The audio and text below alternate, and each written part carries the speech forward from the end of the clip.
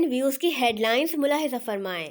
پی S F Karachi کے صدر شہید نجیب احمد کی برسی کے موقع پر P S F Karachi division کے عہدیداروں کا اپنے شہید صدر نجیب احمد کو زبردست خراج عقیدت سرخ سلام پوسٹر کا عکس اسکرین پر ملاحظہ فرمائیں۔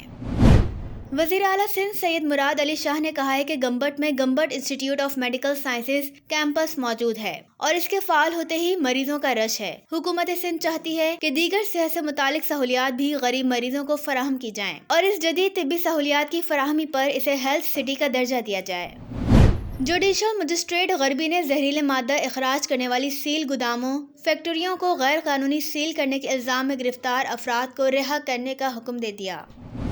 نرسوں کو الیکشن اور سلیکشن کے قانونی اور غیر قانونی کھیل میں پھنسا کر P N C and midwifery council کے آئینی بااختیار ادارے کو وزارت صحت کا غلام بنا دیا گیا، جبکہ حال ہی میں مشکوک اور متنازع کراچی کے نجی نرسنگ اسکولوں ہاریزون اور سواستو کو جنہیں اعزازات ڈاؤ یونیورسٹی کی جانب سے عطا کیے گئے تھے، ان دونوں اسکولوں کے 35 سے زائد طلباء کی حالیہ امتحانات میں ناکامی نے ان اسکولوں کو مصنوعی اعزازات دینے کا بھانڈا پھوٹ گیا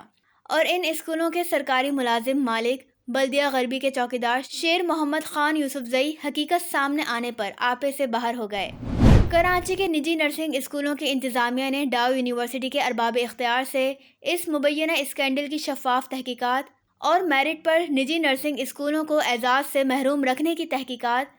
اور ذمہ داروں کے خلاف سخت کارروائی کا مطالبہ کر دیا۔ پی ایس ایف کراچی کے صدر شہید نجیب احمد کی برسی کے موقع پر P S F Karachi division کے عہدیداروں کا اپنے شہید صدر نجیب احمد کو زبردست خراج عقیدت سرخ سلام پوسٹر کا عکس اسکرین پر ملاحظہ فرمائیں۔